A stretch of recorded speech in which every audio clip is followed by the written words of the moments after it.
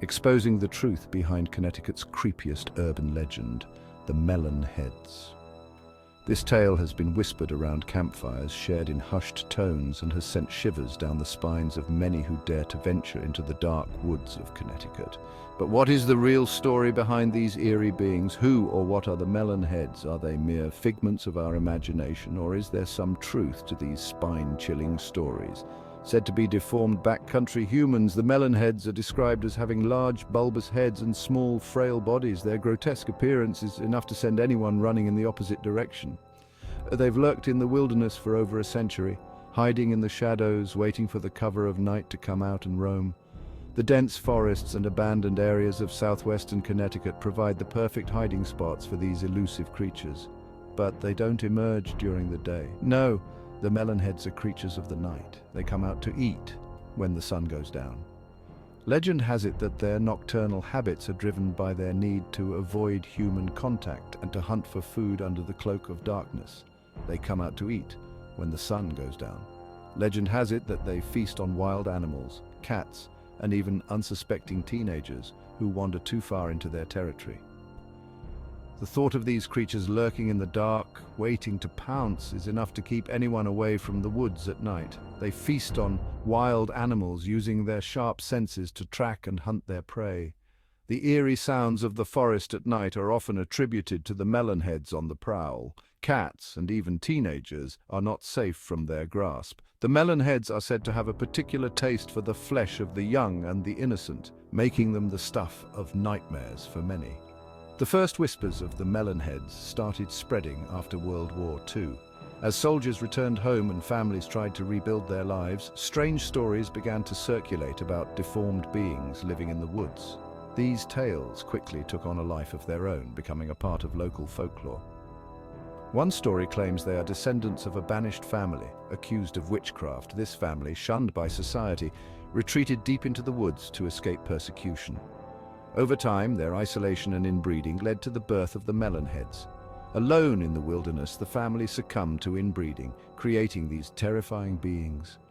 Their once human features became distorted and their minds twisted by years of solitude and fear. Another theory suggests they escaped from a mental institution in Newtown.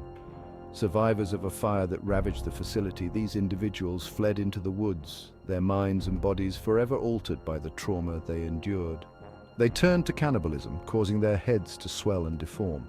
The lack of proper nutrition and the horrors they faced in the institution contributed to their grotesque appearance and savage behavior. But what about the 1980s?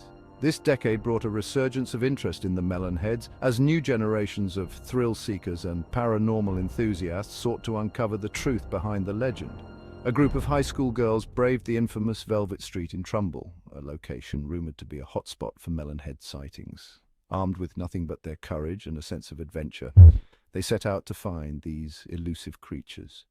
They parked their car with the headlights on, hoping to catch a glimpse of the Melon Heads in the darkness. The tension was palpable as they stepped out of the vehicle and into the unknown. Walking only a few hundred feet into the woods, the girls felt a sense of unease.